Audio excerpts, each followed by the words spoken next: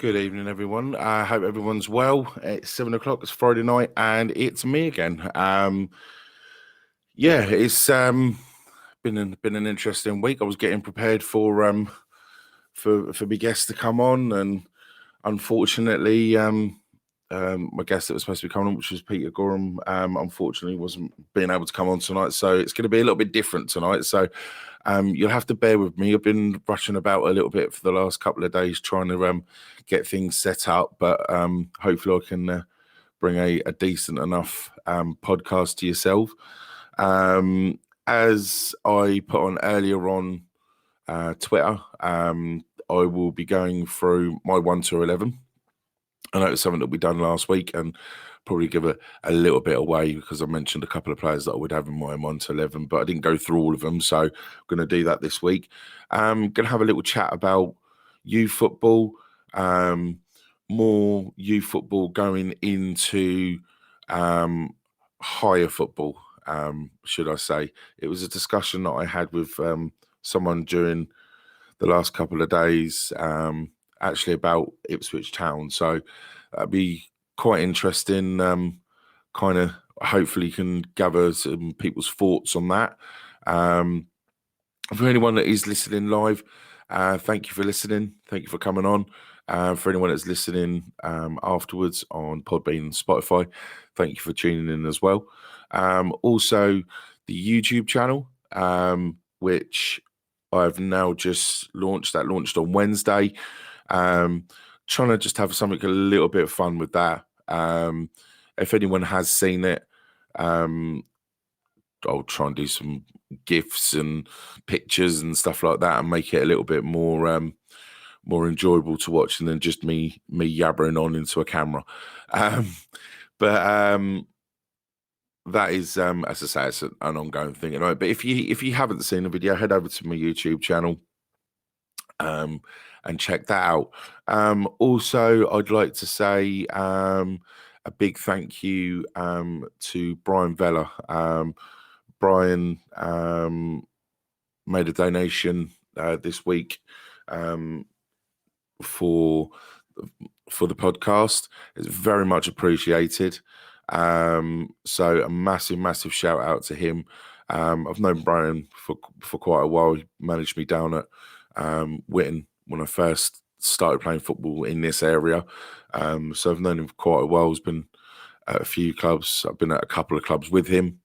I, as I say, was at Witton with him, and I was also at Tattenstone with him when he was at Tattenstone for a little bit before the masses that have taken over there now.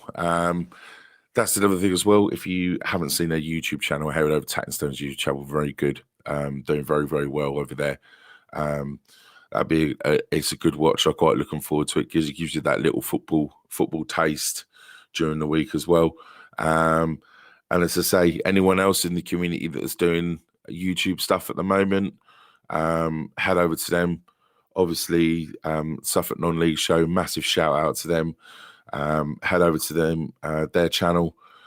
James and Adam doing absolutely wonderful over there. They've just started to bring out some new videos now behind the scenes, so you get to see exactly what the channel has to do before they give you the live show on a Monday night, what preparation they have to do, and you'll be surprised it's not as easy as probably what people think, but you can see the massive amount of effort that they've put in there. So yeah, head over to their YouTube channel, have a look at them.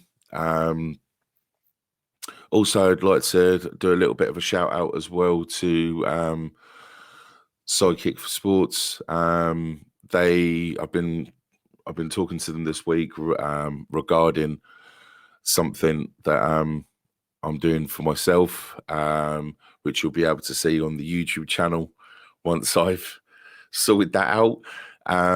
But been having a chat with them this week. Massive shout out to them with the stuff that they do over there. It's absolutely amazing. I've been this week been talking to actually my boss at work about youth football. And I keep going on about youth football. I've spoken to a lot of people that have come onto the podcast about youth football. I've spoken to a lot of people outside of the podcast about youth football and how well it is established in Suffolk. And one of the things that we were talking about this week, and a lot of people have probably been talking about lately, is obviously the state of how Ipswich Town are at the moment and how they can get themselves out of kind of the hole that they're in at the moment. I know this is usually an SIL-based podcast, but it kind of goes into the SIL as well. I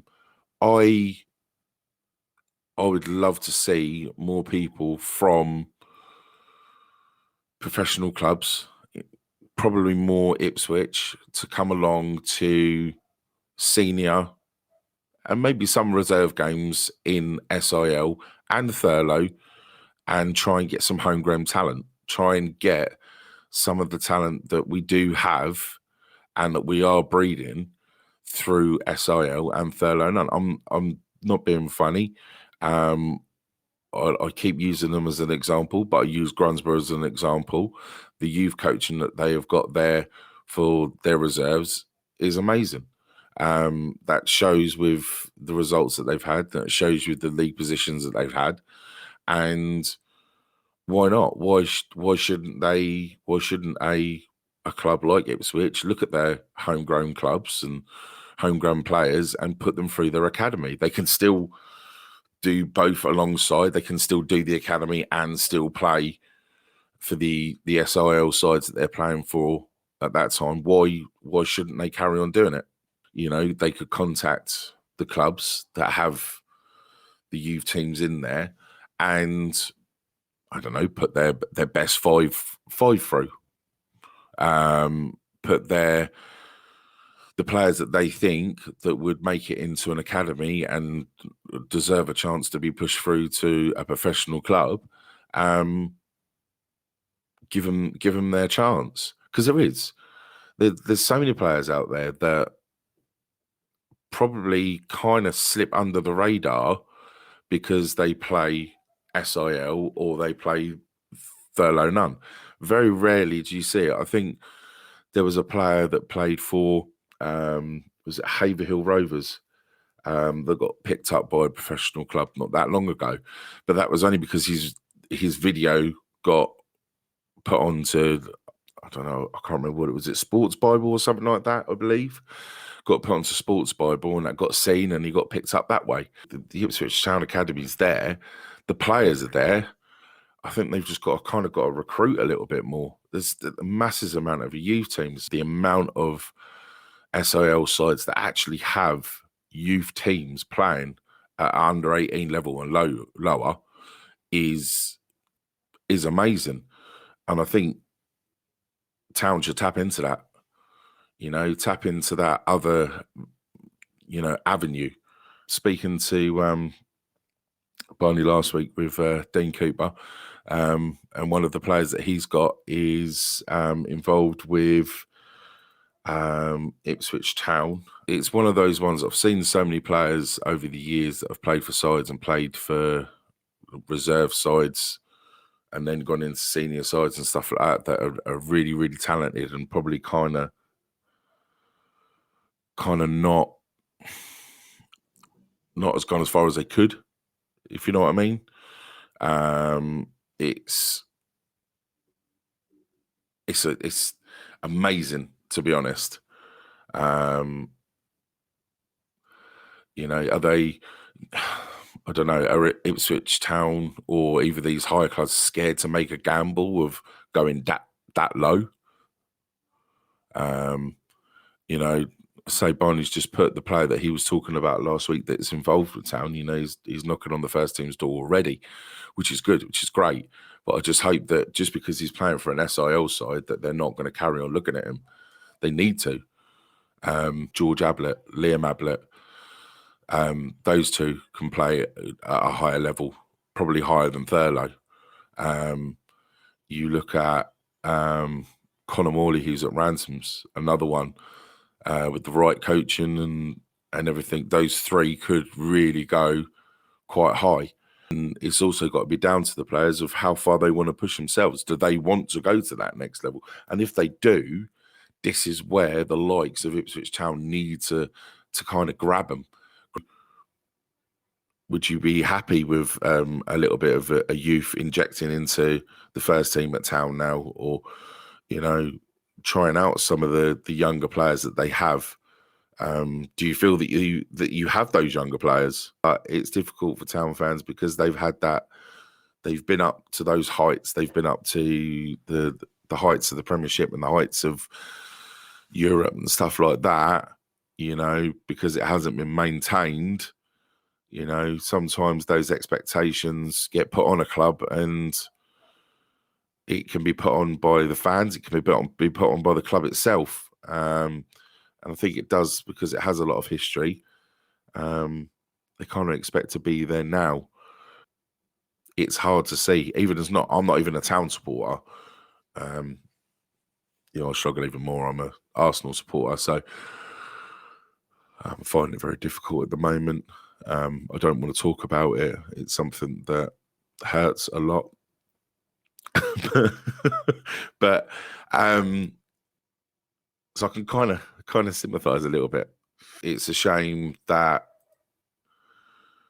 now people are starting to feel that they don't really want to, even if they could go to games, they don't really want to go to games because they kind of know what it's going to.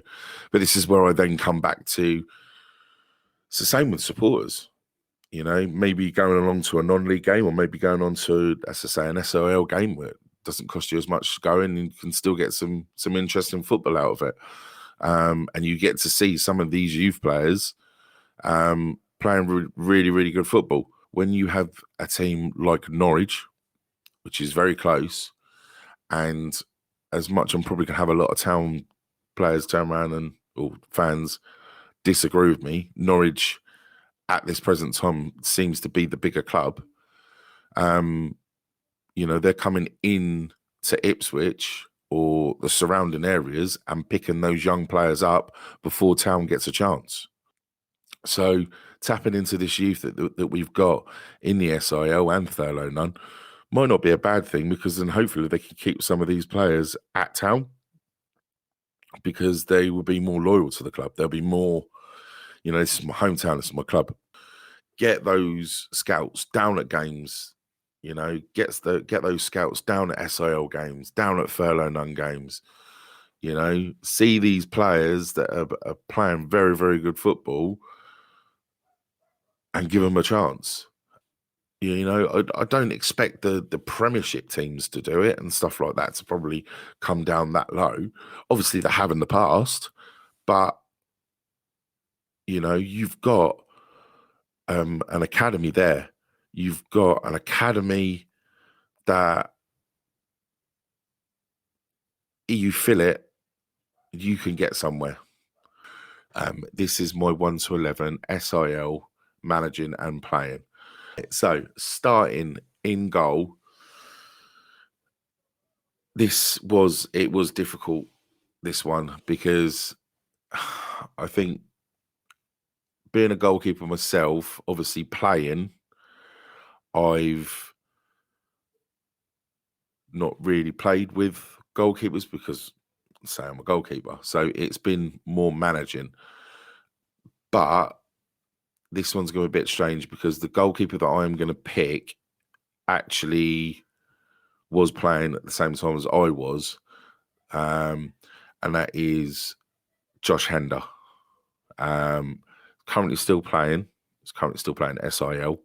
He is also playing Sundays.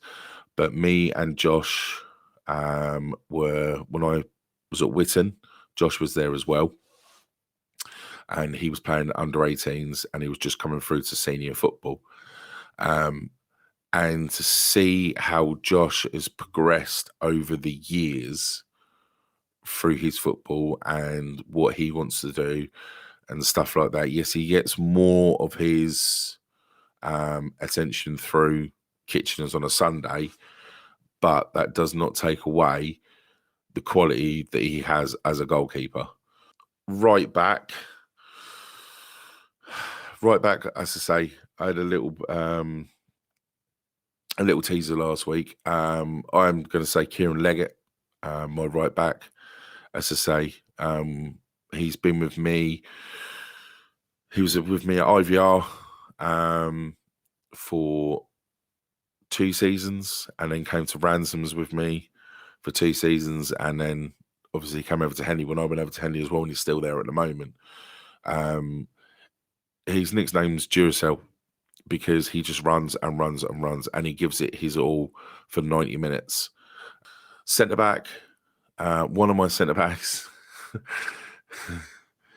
is T-Rex Twiggy, Chris Collins. Even at the age that he's at now, still played a role. Still plays that centre back role so well, so calm, so collected. He's another player that puts his all on. Forever how long he's on that pitch, he'll be cramping up and everything, and he'll be still putting 100% in, still putting that in, and making sure that he's getting back, talking, keeping the players going, and he's a great bloke off the pitch as well. Really enjoyed managing him and co-managing with him as well. I know he's still playing vets at the moment, so he's still out there doing his Twiggy T-Rex style, which. But no, yeah, Chris Twiggy is my one of my centre backs. My second centre back. I'm actually going to go with Mr. Phil Morley. Phil, who's now currently managing Ransoms reserves. So that's how he's managed to be able to get in there, because I've managed with him at SIL level, but I played with him on Sunday. But I'm kind of bending the rules a little bit for this one. Phil, I say, in his day, very, very good centre back. Same again, controlled the back four very well. Spoke, talk, just communicating with everyone on the pitch. Same again, just put it in all for 90 minutes. And that's all you can ask for a player. And he's very, very the same as a manager as well. The way he manages, very passionate, very, very vocal, and that's what you need. If you've got someone quiet on the sideline, which sometimes I could be, and that's the reason why I think we worked well last season, because he was a little bit more vocal than what I was, but we'd chat and we'd discuss, and it was the same when we were playing as well. I was playing in goal, he'd be centre back, and we'd chat and discuss and see how the game was going and what we can. Left back, I'm gonna go with a left back that a lot of people probably wouldn't think that I'd put left back, and it's Geordie Crane. Just because he is a brilliant left back. I'm going to go in my centre mids. And I'm going to go with my general, and that is Chris Howlett. Chris Howlett, absolutely amazing player. Been quite a few clubs. He was with me at IVR, and he was also with me at Ransoms. And he's just that player that you need in there, that player that will do the dirty stuff, that will, he'll stick his foot in, he'll make the challenge, he'll talk to the players, he'll get them going, he'll go forward, he'll come back, he'll go forward, then he'll be knackered and can't get back. But he's just that, when you need that player in there that's going to fight for the game and fight for the ball, that's the type of player that he is. The other centre mid I'm going to say is Liam Ablett. Liam, But he's just you watch him on the ball. He's so comfortable, so relaxed, and you could just see his brain's ticking over time, just thinking of the next option, next ball to play. But he's doing it as he's standing there as well. We're attacking, and he's just slowly trotting around, and then just bang, he'll know where to go. Left mid, as much as he doesn't want to play there now, I'm going to say James Randall. A lot of these players obviously have played for me recently, but James Randall, in his prime, was the type of player that you literally wanted to kick every time you got the ball. Arrogant, skillful. You just want you were like, right, yeah, I'm going to smash him now. But he was able to be like that. He was able to be that cocky. My right midfielder, as much as he doesn't like playing there, I've put him there a couple of times, and I will put him there. Connor Morley, another one of the young talents that have come through. Currently playing at Ransom's first team, doing very well at Ransom's first team. Also plays for, I believe, Brantham. Brantham under 18s. So once again, it's another youth player there that is pushing through, developing really well, very skillful, very quick. Another one, as I say, right coaching, right management, he'll go far. My strikers. Well, my first striker is George Ablett, another young, youthful player. Another player that is doing very well at the moment, and obviously now over at Henley, and doing really well there as well. It's just been a bit of a shame. It's been a bit stop-start for him, really. And it's been a shame for a lot of the younger players and a lot of the players that are having good seasons because they're not able to kick on and push on. My second striker, I got the privilege to play with him on a Saturday and a Sunday, and that's Robbie Stannard. I got to play at Tattenstone with him, and I also played with him with Kitcheners on a Sunday. Robbie was one of those strikers that, how can I put it? As a defender, you looked at him and went, bugger, this is going to be a tough game. And it's not because, he's really fast and stuff like that, but he was your typical centre forward. He was your typical centre forward that will win the ball in the air or knock the ball down for other players. He's got a shot on him, so he'll shoot on sight, he'll score your goals, he'll win the ball in corners and stuff like that. He would literally run a defence ragged because of how much he can do. Some of these players that I've played with over the years, a lot of them, as I say, probably could have gone higher. A lot of the players that I've managed probably can go higher.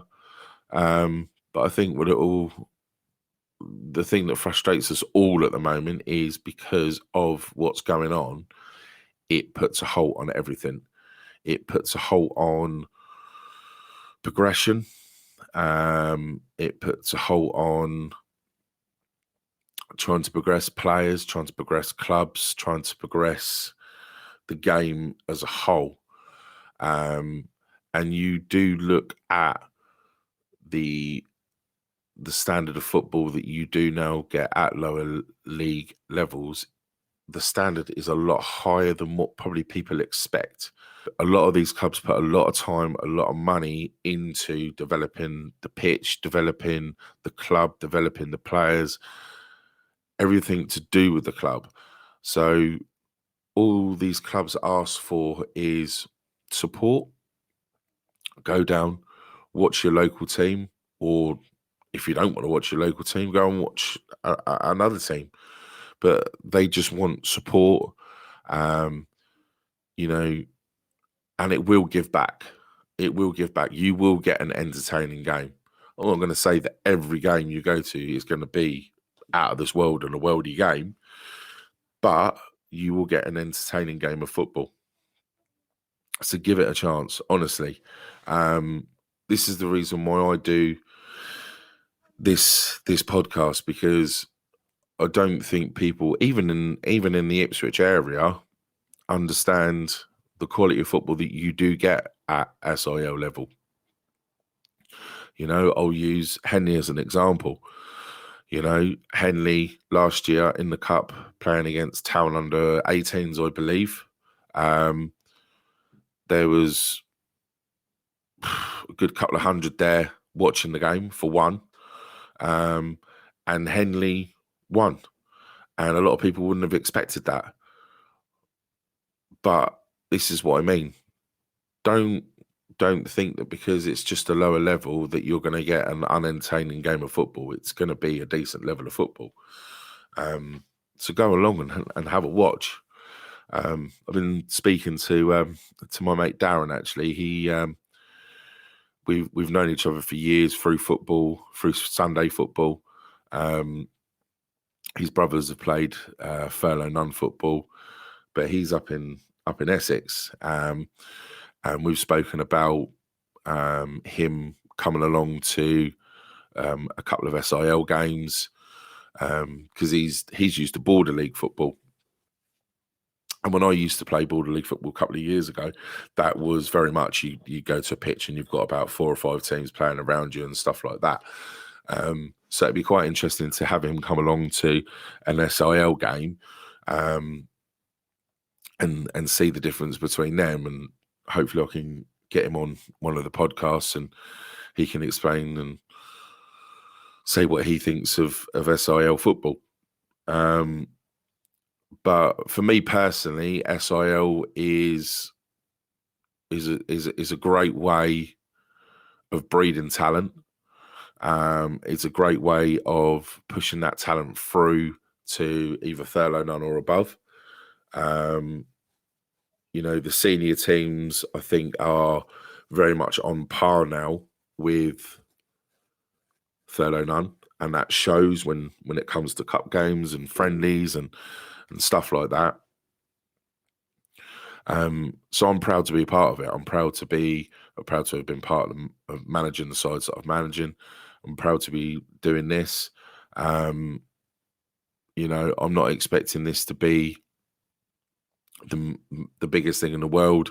I know it's quite difficult at the moment because with COVID, and there's a lot of stuff that I want to do with the podcast that I'm unable to do at the moment, just due to the fact of no games going ahead. You know, it's quite difficult to go through those fixtures. It's quite difficult to talk about results and stuff like that when it's not happening. So I'm trying my best to keep these podcasts going. Some of them may be boring as hell. Some of them you may find completely interesting. Have you got anything that you wanted to suggest, or you want me to talk about, or a discussion that you might want to have yourself? Let me know. You can either give me a message. So I'm on Twitter and Facebook, also on Instagram as well. And if you know me personally, you can always give me a text. And I will try and do my best.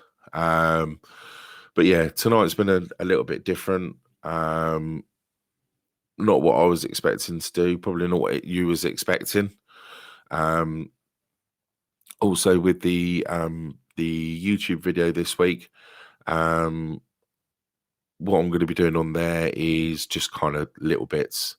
It won't be the full podcast, but it'll just be kind of little bits from it to get an idea of what I have to sit here and do. So I will do that, and I will get that out on Wednesday. I will be back next week at 7:00. I will be hopefully looking to get someone to come on and have a discussion, and hopefully have a discussion about what I've been talking about this week. Hopefully get there 1 to 11. But I will let you know during the week who that will be. Also to let you know that I have started a Ko-fi account up. As I say, thank you to Brian, who's sent over a donation. It does help. It helps massively. It helps with paying for the podcast to actually keep running.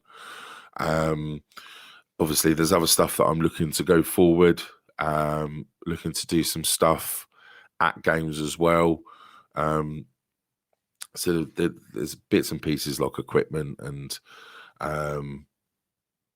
mics and stuff like that I'm looking to sort out, to be able to push this forward and be able to promote SIL a little bit more and the clubs that I go to.